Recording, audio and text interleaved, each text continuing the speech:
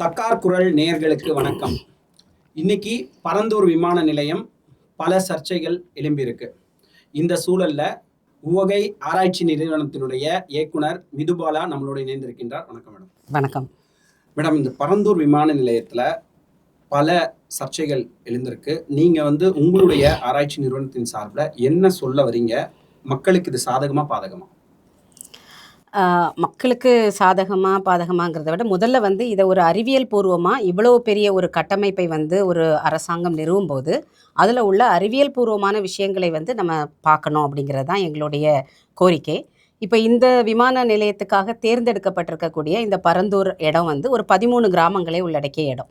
இந்த 13 கிராமங்கள் இருக்கக்கூடிய அந்த பகுதி பார்த்தோன்னா பெரும்பாலும், அதாவது கிட்டத்தட்ட 80% நீர்நிலைகளாகவும் விவசாய நிலமாகவும் இருக்குது.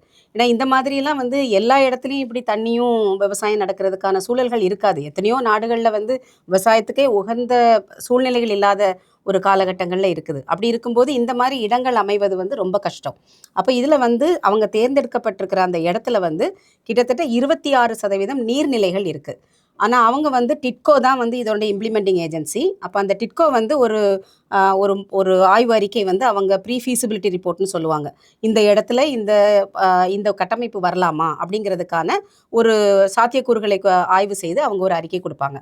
அந்த அறிக்கையில் அவங்க என்ன சொல்கிறாங்கன்னா, இந்த இடத்துல எந்த நீர்நிலைகளும் இல்லை, நோ வெட்லேண்ட் அப்படின்னு சொல்கிறாங்க. எதை அடிப்படையாக வச்சு அவங்க வெட்லேண்டுன்னு சொல்கிறாங்க?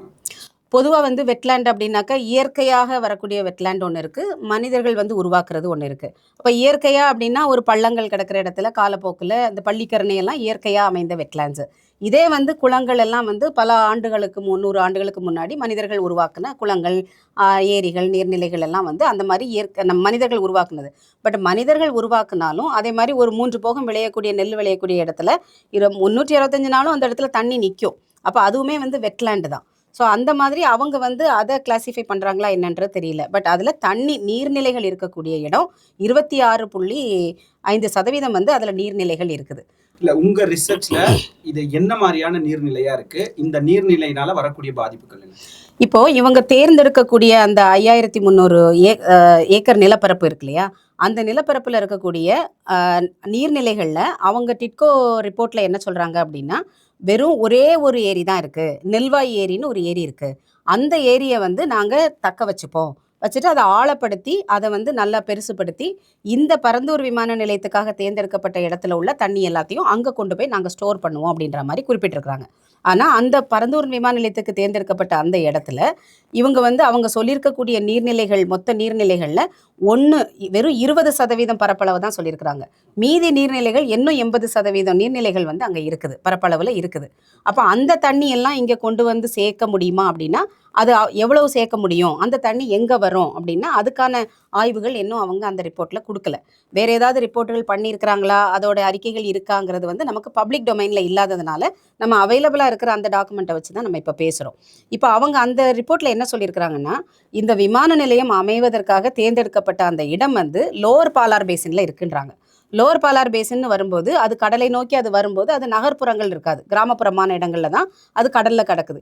அதனால் அவங்க என்ன சொல்கிறாங்கன்னா, இந்த சென்னைக்குள்ளே அது வராது, லோவர் பாலார் பேசினில் தான் அது இருக்குதுன்னு. ஆனால் எங்களுடைய ஆய்வில் நாங்கள் பார்க்கும்போது 66% அதற்காக தேர்ந்தெடுக்கப்பட்ட இடம் கூவமடி நீல பகுதியில் இருக்குது. கூவமடி நீல பகுதி உங்களுக்கு தெரியும், கூவமாறு எங்கே கடலில் கலக்குதுன்னு. அது கூவம் நதி வேற, அடையார் நதி வேற. கூவம் நதி சென்னை பல்கலைக்கழகத்துக்கிட்ட கடலில் கலக்குது. அடையாறு பட்டினப்பாக்கம் இந்த சைட்ல இருந்து வருது. ஸோ இப்போ இந்த கூவம் நதியில் கூவம்லையும் மீதி எங்கே வரும் அப்படின்னு பார்த்தீங்கன்னா, அது லோவர் பாலார் பேசினில் ஒரு 33% இடம் இருந்தாலும் அதுக்குள்ளே அந்த பாலார்லேருந்து ஒரு பாலார் அணைக்கட்டிலேருந்து டைவர்ட் ஆகி ஒரு கம்பன் கால்வாய்னு ஒரு கால்வாய் அந்த பரந்தூர் விமான நிலையத்துக்கு தேர்ந்தெடுக்கப்பட்ட இடம் வழியாக வருது. அது வர்றதுமே கூவம்படி நிலப்பகுதிக்குள்ளே ஒட்டி வருது. அந்த தண்ணி அதை நாங்கள் மாற்றி அமைக்க போகிறோம், டைவர்ட் பண்ணி நாங்கள் வெளியோடி கொண்டு வந்துடுவோம் அப்படின்றாங்க. இப்போ இதை வெளியோடி கொண்டு வரும்போது அது சார்ந்து எத்தனை குளங்களுக்கு அது தண்ணி கொடுத்துருக்கோம், அது சார்ந்து எவ்வளவு நிலங்கள் பலன் அடைஞ்சிருக்கும், அதெல்லாம் இப்போ அந்த தண்ணியெல்லாம் எக்ஸஸ் வாட்டராக தான் வரப்போகுது. அப்போ அந்த தண்ணி அந்த வெளியே அந்த கம்பன் கால்வாய் எங்கே போய் சேருதுன்னா ஸ்ரீபெரும்புதூர் ஏரியில் போய் சேருது. அது அதுக்கப்புறம் செம்பரம்பாக்கம் வரும், செம்பரம்பாக்கத்துலேருந்து அடையாறில் தான் சேரும். அப்போ அதுவும் அடையார் ரிவருக்கு தான் வந்து சேரப்போகுது. அப்போ அவங்க வந்து குறிப்பிட்டிருக்கிற பகுதியில் இருக்கக்கூடிய பெரும்பான்மையான இடத்துலேருந்து வரக்கூடிய தண்ணீர் அவங்க அந்த நீர்நிலைகளை மூடும்போது, அந்த நீரை பயன்படுத்திட்டு இருந்த அந்த நிலங்களை, அந்த விவசாய நிலங்களை அவங்க மூடும்போது, அந்த தண்ணி வந்து கூவம் வடிநில பகுதிக்குள்ளேயும் சென்னை வடிநில இந்த அடையார் வடிநில பகுதிக்குள்ளேயும் தான் வர்றதுக்கான வாய்ப்புகள் நிறைய இருக்கு. இப்போ அரசு ஒரு திட்டம் வந்து உள்ள கொண்டு வரும்போது இது போன்ற விஷயங்கள் எல்லாத்தையும் ஆய்வறிக்கை முடித்த பிறகுதானே அந்த திட்டத்தையே வெளியிட்டிருக்கணும். இந்த விஷயத்துல அரசாங்கம் என்ன செஞ்சிருக்கு? ஆக்சுவலாக 2022 வந்து இந்த மாதிரி ஒரு விமான நிலையம் கட்ட போகிறோங்கிற மாதிரி ஒரு அறிக்கை வெளியிடுறாங்க, ஒரு அறிவிப்பு வெளியிடுறாங்க. அதை வெளியிட்ட உடனே அந்த பகுதி மக்கள் எல்லாமே வந்து 13 கிராம மக்கள் அதுக்குள்ளே இருக்கிறாங்க. நிறைய பேர் வந்து அதுக்கு எதிர்ப்பு தெரிவிக்கிறாங்க, போராடுறாங்க. ஆயிரக்கணக்கான 1000 நாளுக்கு மேலே அவங்க போராடுறாங்க. அப்போ போராடும்போது அப்போ மச்சேந்திரநாதன் ஐஏஎஸ் அப்படிங்கிறவங்களுடைய தலைமையில் ஒரு கமிட்டி ஒன்று ஃபார்ம் பண்ணுறாங்க. அப்போ அந்த கமிட்டியில் ஐஐடியிலேருந்து வல்லுநர்கள் இருக்கிறாங்க, அண்ணா பல்கலைக்கழகத்திலேருந்து இருக்கிறாங்க, இவங்க எல்லாம் WRD டிபார்ட்மெண்ட்லேருந்து இருக்கிறாங்க. எல்லாருமா சேர்ந்து ஒரு கமிட்டி ஃபார்ம் பண்ணுறாங்க. இவங்க அறிவிப்பு 2002 இதை பற்றி வந்துடுது. 2023 பிப்ரவரியில் வந்து இந்த மாதிரி அப்போசிஷன் வரும்போது இவங்க அப்போ தான் வந்து கமிட்டி ஃபார்ம் பண்ணுறாங்க. அக்டோபரில் கமிட்டி போய் அந்த மக்களை போய் சந்திக்கிறாங்க. அது ஒரு 3 வாரத்தில் ரிப்போர்ட்டை நாங்கள் வெளியிடுவோம்னு சொல்கிறாங்க. ஆனால் பிப்ரவரி 2023 ஆண்டே வந்து இந்த நிலங்களை கையகப்படுத்துறதுக்கான கவர்மெண்ட் ஆர்டர் வந்து ரிலீஸ் பண்ணுறாங்க. இல்லை, எதை அடிப்படையாக கொண்டு கவர்மெண்ட் அந்த ஆர்டர் ரிலீஸ் பண்ணுறாங்க? ஏன்னா முழுமையான அறிக்கை தயார் செய்து கொடுக்கப்படலை. எதை அடிப்படையாக கொண்டு அவங்களுடைய நிலங்களை ஆக்கிரமிப்பு செஞ்சு எடுக்கிறதுக்கான வழிகளை கவர்மெண்ட் செய்யுது? இப்போ அதை தான் நாமளும் கேள்வியாக கேட்குறோம். எதை அடிப்படையாக வச்சு ஒரு ஒரு ஒரு வழிமுறைன்னு இருக்குது. இந்த மாதிரி ஒரு பெரிய சர்வதேச விமான நிலையங்கள் கட்டும்போது அதுக்குன்னு ஒரு வழிமுறை இருக்குது. அப்போ முதல்ல வந்து இதை அறிவிப்பு வெளியிடுறாங்க, இந்த இடத்தை தேர்வு செய்கிறதுக்கு கமிட்டி ஃபார்ம் பண்ணுறாங்க. அதுலேருந்து வரக்கூடிய என்விரான்மெண்டல் இம்பேக்ட் அசஸ்மெண்ட் பண்ணணும். இதனால் சுற்றுச்சூழலுக்கு என்ன பாதிப்பு, இது இந்த மாதிரி ஒரு கட்டமைப்பு வர்றதுனால யாருக்கு பாதிப்பு, இதெல்லாம் வந்து ஆய்வு செய்யணும். அப்போ அந்த ஆய்வுகள் எல்லாம் நடத்துறதுக்கு முன்னாடியே சைட்டு கிளியரன்ஸோ அல்லது இந்த ப்ராஜெக்ட்டுக்கான மினிஸ்ட்ரி ஆஃப் சிவில் ஏவியேஷன் வந்து அப்ரூவல் கொடுக்கறதுக்கு முன்னாடியே நிலம் கையகப்படுத்துறதுக்கான ஆர்டரை வந்து தமிழக அரசு வந்து ரிலீஸ் பண்ணுது. ஸோ இது மாதிரி ஒரு ஆர்டரே வந்து இந்த முன்னுக்கு பிறனா இருக்கிறதையே வந்து நம்ம கேள்வி கேட்குறோம். ஏன் இவ்வளோ பெரிய திட்டத்துக்கு இவ்வளவு ஒரு கேர்லெஸ்ஸாக எப்படி வந்து பண்ண முடியும் அப்படின்னு. இன்னொன்று, விமான நிலையம் அப்படின்னா இப்போ சர்வதேச விமான நிலையம் ஆல்ரெடி மீனம்பாக்கத்தில் இருக்குது. இப்போ இதன் நியரஸ்ட் இந்த பரந்தூர் விமான நிலையத்துக்கு 1 கிலோமீட்டர் அப்படின்னு சொல்கிறாங்களா மேடம்? அந்த கிலோமீட்டர் அப்படின்றது சரியாக இருக்கா? ஆக்சுவலாக ஏர்போர்ட் அத்தாரிட்டி ஆஃப் இந்தியா வந்து அவங்களுடைய கைட்லைன்ஸில் ரொம்ப கிளியராக சொல்லியிருக்கிறாங்க. 2 சர்வதேச விமான நிலையங்களுக்கு இடையில் வான்வழி தூரம் 150 கிலோமீட்டர் இருக்கணும் அப்படின்னு. இப்போ இங்கே சென்னை விமான நிலையம் சர்வதேச விமான நிலையத்திலிருந்து பரந்தூருக்கு தேர்ந்தெடுக்கப்பட்ட அந்த பகுதி வந்து வான்வழி தூரம் 42 கிலோமீட்டர் தான் இருக்குது. ஸோ அதுவே ஒரு வயலேஷன் தான். ரெண்டாவது, இவங்க வந்து ஒரு அப்ரூவல் கொடுக்கும்போது சென்னை விமான நிலையத்துக்கு இவங்க ஏர்போர்ட் அத்தாரிட்டி ஆஃப் இந்தியா வந்து இந்த இடத்துல பரந்தூர் விமான நிலையம் கட்டலான்னு சொல்லி ஒரு அப்ரூவல் கொடுக்குறாங்க இல்லையா? அந்த அப்ரூவல் கொடுக்கும்போதே அவங்க ஒரு 2-3 கண்டிஷன்ஸை வந்து வைக்கிறாங்க. ஒன்று, இவங்க இந்த விமான நிலையத்தை எக்ஸ்பேண்ட் பண்ணுறதுக்கு ரொம்ப நாளாக நிலம் கேட்டுட்ருக்குறாங்க தமிழக அரசுக்கிட்ட. அந்த இடத்த எங்களுக்கு தரணும் அப்படின்னு சொல்கிறாங்க. சரி, அந்த இடத்த கொடுத்தாச்சு, அதை வந்து தரோன்னு சொல்லி தமிழக அரசு ஒத்துக்குது. ரெண்டாவது, என்விரான்மெண்டல் இம்பேக்ட் அசஸ்மெண்ட்டு நீங்கள் கிளியர் பண்ணணும், பண்ணி அந்த என்விரான்மெண்டல் கிளியரன்ஸ் வாங்கணும்னு சொல்கிறாங்க. ஸோ அதுக்கும் ஒத்துக்கிறாங்க. மூன்றாவது தான் ரொம்ப முக்கியமான ஒரு விஷயம். சென்னை விமான நிலையத்தில் அதனுடைய பேசஞ்சர் கெப்பாசிட்டி வந்து 35 மில்லியன், அதாவது 3.5 கோடி. ஆனால் இப்போ வரைக்குமே வந்து ஒரு 22 மில்லியனை கூட இன்னும் தாண்டலை. ஸோ போன வருஷம் அதுக்கு முந்தின வருஷம்லாம் பார்த்தா திடீர்னு நிறைய ஃப்ளைட்ஸ் எல்லாம் கேன்சல் பண்ணாங்க. கேன்சல் பண்ணும்போது அது என்ன காரணம் அப்படின்னா புக்கிங்ஸ் இல்லை, அதனால் நாங்கள் வந்து கேன்சல் பண்ணோன்னாங்க. ஸோ இன்னும் 22 மில்லியனையே அது தாண்டலை. அப்போ 35 மில்லியன் இவங்க என்ன சொல்கிறாங்க, ஏர்போர்ட் அத்தாரிட்டி ஆஃப் இந்தியா என்ன சொல்கிறாங்க, நீங்கள் வந்து 35 மில்லியன் எங்களுக்கு இந்த பேசஞ்சர் கெப்பாசிட்டி இருக்கிறதுனால நீங்கள் வந்து பரந்தூர் விமான நிலையத்தை தொடங்குனா இந்த 35 மில்லியன் பேசஞ்சர்ஸ் கெப்பாசிட்டியை நாங்கள் அச்சீவ் பண்ணுற வரைக்கும் இதனால் வரக்கூடிய பெர் பேசஞ்சர் லாஸ் வருது இல்லையா, ஒரு காஸ்ட் லாஸ் வருது இல்லையா, அதை நீங்கள் தமிழக அரசு எங்களுக்கு காம்பன்சேட் பண்ணுன்றாங்க. தமிழக அரசு இதில் வந்து இவ்வளோ தூரம் முனைப்பு காட்ட வேண்டிய காரணம் என்ன? இதில் வந்து வேற ஏதாவது இவங்களுக்கு லாபகரமான விஷயங்கள் இதில் இருக்காம? இது தமிழக அரசுன்னு தனியாக ஒரு ஸ்டேட் கவர்மெண்ட்டை மட்டும் சொல்ல முடியாது. 2 கவர்மெண்ட்டும் சேர்ந்து தான் பண்ணுறாங்க. அப்போ இது வந்து ஒரு இன்டர்நேஷ்னல் ஏர்போர்ட் அப்படிங்கிறது வந்து ஒரு ஸ்டேட் மட்டும் டிசைட் பண்ணி பண்ண முடியாது. அப்போ சென்ட்ரல் கவர்மெண்ட், ஸ்டேட் கவர்மெண்ட் எல்லாரும் சேர்ந்து தான் அதை செய்கிறாங்க. ஆனால் அப்படி செய்யும்போது இவங்க எப்படி இவ்வளவு ஒரு உதாசீனமாக இப்படி செய்கிறாங்கங்கிறது தான் ஒரு ஆச்சரியத்தை நமக்கு கொடுக்குது. ஏன்னா 2015 வெள்ளப்பெருக்கு மிகப்பெரிய வெள்ளப்பெருக்கு. ஸோ அந்த வெள்ளப்பெருக்கின் அடிப்படையில் தான் வந்து சிஏஜி வந்து ஒரு தணிக்கை அறிக்கை ரெடி பண்ணுறாங்க, ஏன் இது நடந்தது அப்படின்னு. அப்போ 2017 சிஏஜி ரிப்போர்ட் 4 வந்து அவங்க ரிலீஸ் பண்ணுறாங்க. அதில் ரொம்ப தெளிவாக சொல்லியிருக்கிறாங்க, இந்த தமிழக அரசு செய்யுத இந்த ஃப்ளட் மிட்டிகேஷன் ப்ராஜெக்ட் எல்லாமே வந்து நிலம் கையகப்படுத்துறதுக்கு முன்னாடியே இவங்க வந்து பணத்தை இன்வெஸ்ட் பண்ணி வேலையை தொடங்கிட்டாங்க. அதுக்கு பிறகு நிலத்தை எடுக்க முடியல அப்படின்னு சொல்லிட்டு நிறைய கேஸுகள் வந்து, அல்லது எடுக்க முடியாமலும் அதே அந்த இடத்த வந்து அந்த ப்ராஜெக்ட்ஸ் அப்படியே கைவிட்டுருக்குறாங்க. அப்போ போட்ட பணமும் போச்சு, ப்ராஜெக்டும் பாதியில் நிற்கிது, டிலே ஆகுது, அல்லது கம்ப்ளீட் பண்ணாமல் அந்தால அபண்டன் பண்ணி போட்டுக்கிறாங்க. இது ஒரு முக்கிய காரணம் அப்படின்னு சொல்கிறாங்க. ஸோ அதை 2வது வந்து ஒரு ப்ராப்பர் பிளானிங் இல்லைன்றாங்க. ஒரு திட்டத்தை செயல்படுத்தணும்னா கிரவுண்ட் லெவல் ரியாலிட்டி என்ன, சைட் லெவல் கண்டிஷன் என்ன, இது எல்லாத்தையும் வந்து கருத்தில் கொண்டு தான் வந்து ஒரு ப்ராஜெக்டை டெவலப் பண்ணணும். அது எதுவுமே பண்ணாமல் இவங்க வந்து ப்ராஜெக்டை வந்து ஒரு புவர் பிளானிங்கிறாங்க, புவர் பிளானிங் அண்ட் டிசைனிங்கிறாங்க. இதனால இவங்க என்ன பண்ணுறாங்க, செய்து ஆரம்பித்த பிறகு தான் ஐயோ அந்த பிரச்சனை இந்த பிரச்சனைன்னு சொல்லிட்டு திரும்ப டிசைனை மாற்றுறது, திரும்ப புது பட்ஜெட் போடுறது, ரிவைஸ்ட் அட்மினிஸ்ட்ரேட்டிவ் சாங்ஷன்னு பட்ஜெட்டை ஏற்றிக்கிட்டே வர்றது, இதெல்லாம் செய்கிறதா சொல்கிறாங்க. அப்போ இது வந்து ஒரு மிகப்பெரிய குறைபாடாக, இவங்க புவர் பிளானிங்கிறது ஒரு மிகப்பெரிய குறைபாடாக சொல்கிறாங்க. உங்களுடைய ரிசர்ச் சென்டர் சார்பில் நீங்கள் வந்து மக்களை அணுகி பார்க்கும்போது விவசாய மக்கள் வந்து இதை எவ்வளோ பாதிக்கப்படுறாங்க, இதனால் வரக்கூடிய இம்பேக்ட் என்ன? ஸோ முதல்ல வந்து இந்த 13 கிராமம் சார்ந்து இருக்கக்கூடிய 80% மேலே விவசாய நிலங்களும் நீர்நிலைகளும் இருக்குது. ஆனால் பொதுவாக நம்மளுடைய பார்வை என்னவா இருக்குதுன்னா, ஏதோ பரந்தூர் விமான நிலையம் வருதுன்னா பரந்தூரை சுற்றி இருக்கக்கூடிய அந்த 13 கிராமங்களும் தான் வந்து பாதிக்கப்பட போகுது. இது அந்த மக்கள் பிரச்சனை அப்படிங்கிறத நம்ம பார்க்குறோம். ஆனால் உண்மையான நிலவரம், இதுக்காக கவலைப்பட வேண்டியது சென்னை மக்கள். ஏன்னா முன்னாடி மாதிரி 25 ஆண்டுகளுக்கு 100 ஆண்டுகளுக்கு ஒரு தடவை வெள்ளப்பெருக்கு வரதில்லை. இப்போ அடிக்கடி வர ஆரம்பிச்சிருக்குது. 2வது எல்லா ஆண்டுகளும் நமக்கு போதுமான மழை பெய்யறதில்ல. ஸோ இதை வெள்ளப்பெருக்காக தான் நம்ம பார்க்குறோம். வெள்ளப்பெருக்கு 10 நாள் தண்ணி வரும், அப்புறம் சரியாயிடும் அப்படின்ற மாதிரி நம்ம மனசை தேத்திக்கிட்டு இப்போ வாழ பழகிட்டு வர்றோம். ஆனால் நமக்கு பெரிய பிரச்சனை என்னென்னா, இந்த 10 நாள் மழை தண்ணியை வச்சு தான் நம்ம 365 நாளும் நமக்கு தண்ணீர் தேவையை தீர்க்கணும். அப்போ இந்த கூவ மாதிரி வடிநில பகுதியில் 10 நாளையில் மழையை பெய்து கடலுக்குள்ளே கொண்டு விட்டுட்டோம்னா, 2வது கான்கிரீட் ஆகிடும். இப்போ வந்து விமான தளத்துக்கு 5300 ஏக்கர் நிலத்தை எடுக்கிறாங்க. அது அதோடு நிற்குமா அப்படின்னா, அர்பன் அக்ளமரேஷன்னு சொல்லுவாங்க. அர்பன் அக்ளமரேஷன் அப்படின்னா, இப்போ இந்த மாதிரி ஒரு சர்வதேச கட்டமைப்புகள் வரும்போது அதை சுற்றி ஒரு வளர்ச்சி வரும் இல்லையா, அசுர வளர்ச்சி வரும், ஒரு நகரமயமாகும். அதை சுற்றி நிறைய விஷயங்கள் ஏர்போர்ட்டுக்கு பக்கத்தில் வேகமாக பரந்தூர் விமான நிலையத்தை சுற்றி வந்து எல்லாரும் இன்வெஸ்ட் பண்ண ஆரம்பிச்சிட்டாங்க. வேர் ஹவுஸ் வைக்கிறதுக்கான வேலைகளை பார்க்கறதுக்கான இன்வெஸ்ட்மெண்ட் பண்ண ஆரம்பிச்சிட்டாங்க. நீங்கள் சொல்கிறது முற்றிலும் உண்மை. அப்படி ஒரு சூழல் ஏற்பட்டால் என்ன மாதிரி பாதிப்பு வரும்? இப்போ இந்த சுற்றி வர்றது மட்டும் இல்லாமல், இப்போ இந்த விமான நிலையத்துக்கு சென்னையிலேருந்து மக்கள் போகணும்னு வச்சுக்கோங்களேன். அப்போ அதுக்கு ரயில் நெட்வொர்க்கு, மெட்ரோ இது எல்லாம் உருவாக்கணும். அப்போ இந்த 2 இடமும், இந்த 42 கிலோமீட்டர் தூரம் இருக்கக்கூடிய இந்த பரந்தூர் விமான நிலையத்துக்கான இடமும் சென்னையும் கிட்டத்தட்ட இணைஞ்சிரும். அப்போ இணையும் போது இது கூவம் வடிநில பகுதி, நேரோவாக இருக்கிற வடிநில பகுதியில் தான் இது அமைஞ்சிருக்கிறனால அந்த தண்ணி முழுவதும் கிட்டத்தட்ட பரந்தூர் விமான நிலையத்துக்குள்ளே வரக்கூடிய தண்ணி, அந்த நீர்பிடிப்பு பகுதி 98 சதுர கிலோமீட்டர், அதில் உள்ள அவ்வளவு தண்ணியும் கூவம் வழியாக வரணும். கூவம்க்கு ஏற்கனவே 2015 வெள்ளப்பெருக்கில் இந்தியன் இன்ஸ்டியூட் ஆஃப் சயின்ஸ் வந்து ஒரு பெங்களூர்லேருந்து ஒரு ரிப்போர்ட் ஒன்று வெளியிட்டிருக்கிறாங்க.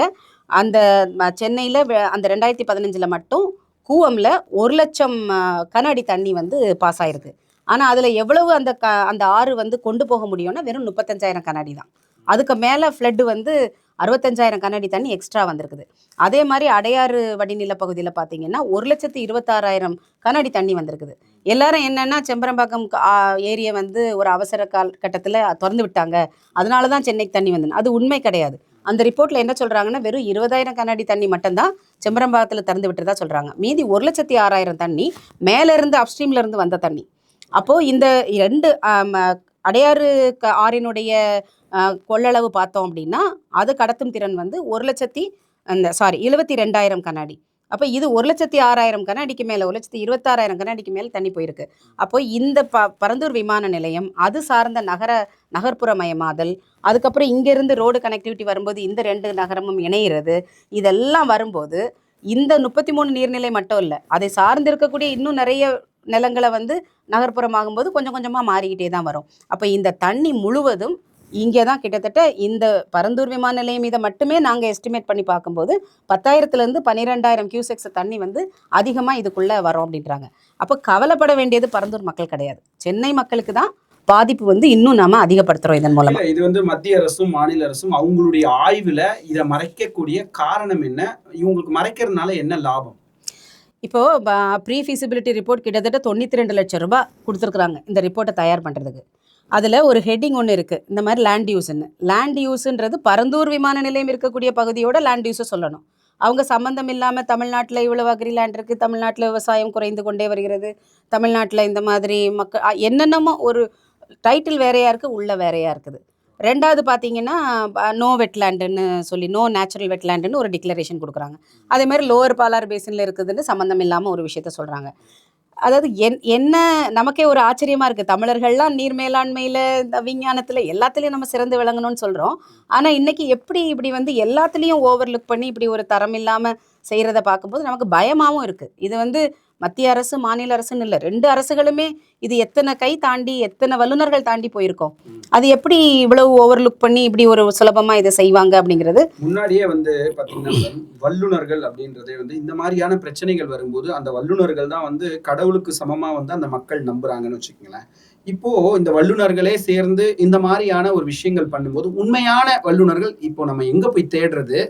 இதுக்கு யார் தீர்வு கொடுக்குறது? இப்போ அரசு நிறுவனங்களுக்குள்ளேயும் சரி வெளியவும் சரி வல்லுநர்கள் இருக்கிறாங்க. இன்றைக்கி அண்ணா பல்கலைக்கழகம் இருக்குது, ஐஐடி இருக்குது, எத்தனை டெக்னிக்கல் இன்ஸ்டிடியூஷன் இன்ஜினியரிங் காலேஜஸ் இருக்குது. அவங்கக்கிட்ட எல்லா விதமான டெக்னாலஜியும் இருக்குது. அவங்க இப்படி கையை சொடுக்கிற நேரத்தில் ஒரு ஃப்ளட் மாடலிங் போட்டு கொடுக்க முடியும். தரவுகள் இருக்குது, டேட்டா இருக்குது, எல்லாத்தையும் வச்சு அவங்க அழகாக அனலைஸ் பண்ணி ரிப்போர்ட் கொடுக்க முடியும். பட் இந்த நல்லவர்களை வந்து இவங்க செய்ய விடுறாங்களா, அவங்களால ஏன் பேச முடியலைங்கிறது நமக்கே ஒரு புதிராக தான் இருக்குது. ஏன்னா நம்ம தனியாக சிலரெல்லாம் பார்த்து பேசும்போது இது தவறுன்னு சொல்கிறாங்க. ஆனால் அது எப்படி அந்த திட்டம் அப்போ தாண்டி போகுது? அரசு நிறுவனங்களுக்குள்ளேயும் நல்ல மனிதர்கள், நல்ல வல்லுநர்கள் இருக்கிறாங்க. பட் அவங்களுக்கான வாய்ப்புகள் கொடுக்கப்படலையா, இல்லை அவங்க சொல்கிறது கேட்கப்படலையான்றது நமக்கு தெரியல. இப்போ நீங்கள் ரிசர்ச் பண்ணீங்களா மேடம், இதில் உங்களுக்கு ஏதாவது தடை ஏற்பட்டுச்சா, இல்லை மக்களை சந்திக்கிறதுல எதுவும் வந்து ஒரு கேள்விக்குறி இருந்துச்சா? அங்கே சந்தித்த மக்கள் உங்ககிட்ட வச்ச கோரிக்கை என்ன? இப்போ நாங்கள் நேரடியாக மக்களை சந்திக்கலை. அந்த பகுதியில் அந்த நியூஸ் பேப்பரில் வர்ற விஷயங்களை வச்சு தான் எங்களுக்கு தெரியும். நாங்கள் பியூர்லி வந்து டேட்டாவை பேஸ் பண்ணி தான் நாங்கள் ஒர்க் பண்ணியிருக்கிறோம். ஜிஐஎஸ் அனாலிசிஸ் பண்ணி பார்த்துருக்குறோம். அதே மாதிரி டிட்கோவோட ரிப்போர்ட்டை எடுத்து அனலைஸ் பண்ணி அதை வந்து கிராஸ் வேலிடேட் பண்ணி பார்த்துருக்குறோம். அதே மாதிரி இப்போ சட்டங்கள் என்னென்னலாம் சொல்லுதுங்கிறத எடுத்து பார்த்துருக்குறோம்.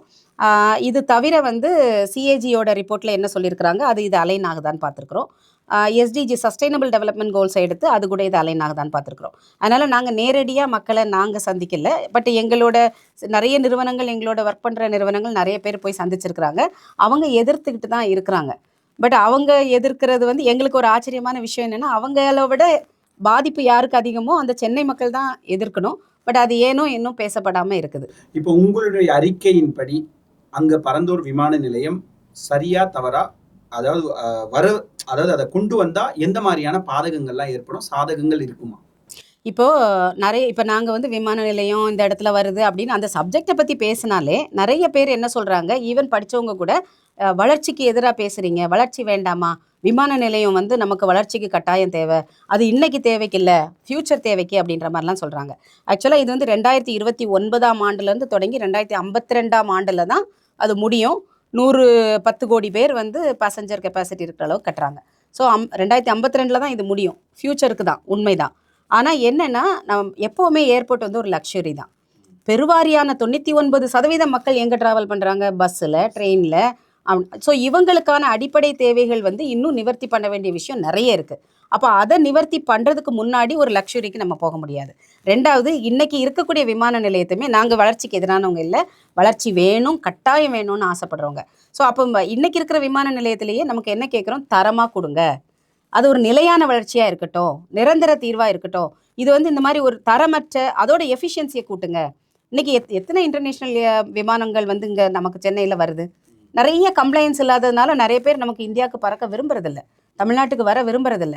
அப்போ இதெல்லாம் வந்து ஒரு கம்ப்ளைண்ட்ஸ் வந்து என்னென்ன இருக்குதோ, கைட்லைன்ஸ் என்ன இருக்குதோ அதெல்லாம் சரிப்படுத்தி நம்மளோட எஃபிஷியன்சியை, இப்போ நீங்கள் தமிழ்நாட்டில் தான் அதிக சர்வதேச விமான நிலையங்கள் இருக்குது. ஒரு 150 கிலோமீட்டர் ரேடியஸுக்குள்ளேயும் நீங்கள் மதுரை ஆகட்டும், திருச்சியாக இருக்கட்டும், கோயம்புத்தூர் ஆகட்டும், நிறைய இருக்குது. அங்கெல்லாம் வந்து அண்டர் யூட்டிலைஸ்டு. எத்தனை விமானம் ஏறி இறங்குது, எத்தனை சர்வதேச விமானம் வந்துட்டு போகுது. இப்போ எல்லாரும் எல்லா இடத்துக்கும் போனோன்னா சென்னைக்கு தான் வரணும் அப்படிங்கிறது ஏன் அவசியம்?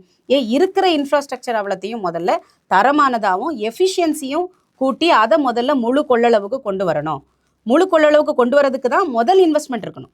இன்னைக்கு வயிறு எனக்கு பசிக்குது, அப்போ இன்னைக்குள்ள தேவையை தீர்த்துட்டு தானே நான் வந்து 2 வருஷத்துக்கு கழிச்சு நமக்கு சாப்பாட்டுக்கு நம்ம யோசிப்போம். இப்போ பசியோடு இருக்கும்போது நம்ம 2 வருஷம் கழிச்சு யோசிப்போமா? நீங்கள் ஒன்றும் இல்லை, நீங்கள் தாம்பரம் ரயில்வே ஸ்டேஷன் போங்களேன், எத்தனை ஆயிரம் மக்கள் ஒரு நாளைக்கு வந்துட்டு போகிறாங்க குழந்தைகளோட. கையில் குழந்தைய தூக்கிட்டு, பெட்டியை தூக்கிட்டு, வயசானவங்க. அந்த ரயில் பெட்டிகளை பாருங்கள், ரயில் பெட்டிக்கும் அந்த கரைக்கும் பிளாட்ஃபார்முக்கும் இடையில உள்ள இடைவெளியை பாருங்கள். அதுக்குள்ளே சேஃபாக நீங்கள் உள்ளே ஏறிட்டு இறங்குறதே ஒரு மிகப்பெரிய சாதனையாக இருக்குது. எவ்வளோ பயந்து ஒரு வயதானவர்கள் பயணம் செய்ய முடியாது, ஒரு குழந்தைகள் பயணம் செய்ய முடியாது. அதில் ஏறி போகிறாங்க. அவ்வளோ பெட்டிகள்லாம் தூக்கிட்டு, குழந்தைகளை தூக்கிட்டு, வயசானவங்க நடக்க முடியாமல் ஏறி போகிறாங்க. எங்கே போயிட்டு எங்கே வரணும்னு தெரியல. ஒரு கன்வாயர் கிடையாது, ஒரு லிஃப்ட் கிடையாது. ஸோ ஒரு பேசிக் இதுவுமே நம்ம இன்னும் பல விஷயங்களை நம்ம இன்னும் செய்யவே இல்லையே. ஆயிரக்கணக்கான மக்கள் வந்துட்டு போகக்கூடிய அவங்க சும்மா ஃப்ரீயாவா பயணம் பண்ணுறாங்க? அவங்களும் காசு கொடுத்து தானே ட்ரெயினில் போகிறாங்க. ஸோ இம்மீடியட்டாக நீங்கள் பணத்தை போட்டிங்கன்னா இம்மீடியட்டாக பணத்தை எடுக்கக்கூடிய வளர்ச்சிக்கான விஷயங்கள் நிறைய இருக்குது. ஏற்கனவே பணம் போட்டு செலவு பண்ணி அவங்க பயணம் பண்ணிட்டு இருக்கிறவங்களுக்கு போதுமான வசதிகள் நம்ம செய்து கொடுக்கல. ஸோ நாங்கள் எங்களோட ப்ரையாரிட்டி என்னென்னா, அது லக்ஸுரி. இப்போ அந்த அடிப்படை தேவைகளை முதல்ல சரி பண்ணணும். 2வது இருக்கிற விமான நிலையங்களை முழு கொள்ளளவுக்கு கொண்டு அதை எஃபிஷியண்ட்டாக மற்ற தரமான மற்ற இன்டர்நேஷ்னல் ஏர்போர்ட்டுக்கு இணையாட்டு இதை ஆப்ரேட் பண்ணணும். அது பண்ணினாலே இதுக்கான தேவையா இல்லையாங்கிறது அது நாங்கள் ஆக்சுவலாக இன்னொரு ஆய்வு பண்ணிட்டு இருக்கிறோம். மார்ச் மாதம் அதோட ரிப்போர்ட் ரிலீஸ் பண்ணுறதா இருக்கிறோம். இல்லை மேடம், நீங்கள் முன்னாடியே சொன்ன மாதிரி இப்போ சென்னை விமான நிலையத்துக்கு இவ்வளோ கெப்பாசிட்டி அப்படின்றத சொல்லியிருக்காங்க. இன்னும் அந்த கெப்பாசிட்டியை முழு கொள்ளளவை எட்டலை. அப்படி இருக்கும்போது பரந்தூர் விமான நிலையம் திறக்கப்பட்டாலும் அதற்கான லாஸை ஏத்துக்கணும்னு கண்டிப்பா அவங்க டேர்ம்ஸ் அண்ட் கண்டிஷன்ல சொல்லியிருக்காங்கன்றீங்க. இதை எப்படி மத்திய மாநில அரசு எப்படி ஏத்துக்கிட்டு இதை செயல்படுறாங்க?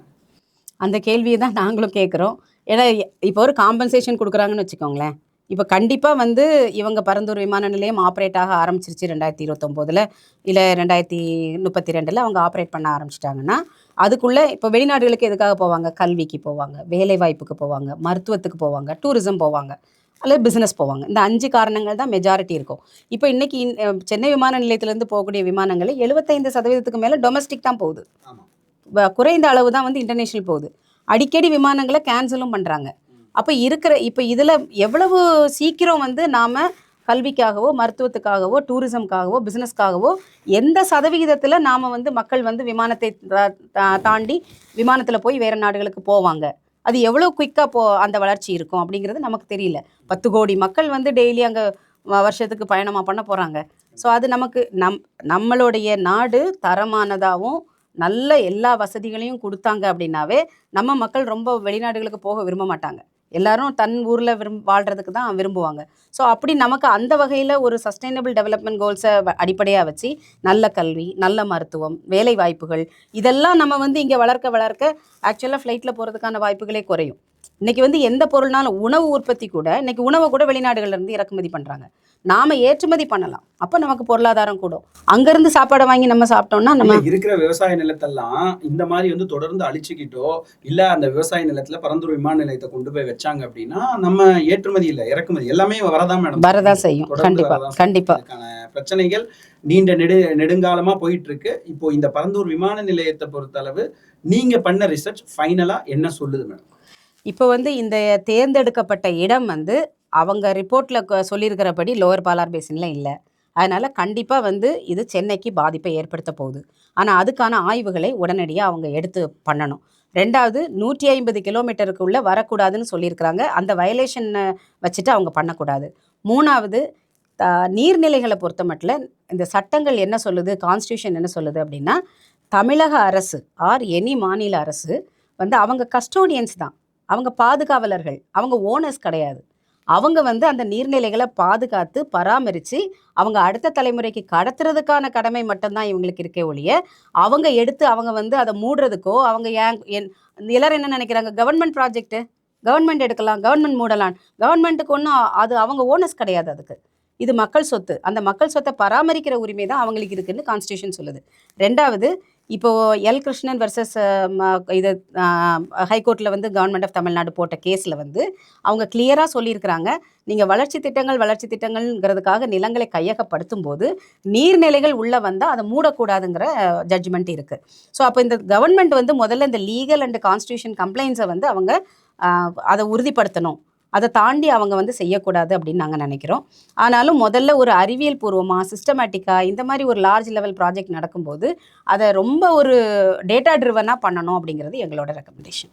இந்த உங்களுடைய ரிப்போர்ட்டை நீங்கள் வந்து மத்திய மாநில அரசுக்கு யாரை சந்திச்சு கொடுக்க போறீங்க? இது போல ஒரு ரிப்போர்ட்ல நிறைய குளறுபடிகள் இருக்குன்றத நீங்கள் யார் மூலியமா சொல்ல போறீங்க? இப்போ நாங்கள் ப்ரெஸ் மீட் வச்சுருக்கிறோம் இன்றைக்கி. அதே மாதிரி தொடர்ந்து இதை பற்றி நம்ம அவங்களுக்கு மத்திய மாநில அரசுகளுக்கு நாங்கள் வந்து மெயில் மூலமாக நாங்கள் ரிப்போர்ட்டை அனுப்ப போகிறோம். பல தகவல் அறியும் உரிமை சட்டத்துக்கு கீழே நிறைய போட்டு கேட்குறோம். அவங்க வந்து சரியான பதில்கள் நமக்கு கொடுக்கப்படுறதில்ல. ஸோ அதனால் எவ்வளோ தெரியல, இது எல்லா மக்களும் சேர்ந்து போராட வேண்டிய ஒரு விஷயம் அப்படின்னு நினைக்கிறேன். நாங்கள் மட்டும் ஒரு நிறுவனமாக ஒரு 4 பேர் சேர்ந்து செய்ய முடியுமா அப்படிங்கிறது தெரியாது. இன்னும் நிறைய படித்தவங்க இருக்கிறாங்க, நிறைய ஹைட்ராலஜிஸ்ட் இருக்காங்க, நிறைய இன்ஸ்டிடியூஷன்ஸ் இருக்குது. எல்லாரும் இதை வந்து எடுத்து ஒர்க் பண்ணணும். ஏன்னா பாதிப்பு ஒரு ஆள் 2 ஆளுக்கு இல்லை, எல்லாருக்கும் வரும்போது எல்லாருக்கும் அந்த ஓனர்ஷிப் எடுத்து ஒர்க் பண்ணணும்னு நினைக்கிறோம். ஓகே மேடம், எங்களுடைய பல கேள்விகளுக்கு மிக எளிமையாக பதில் சொன்னோம்.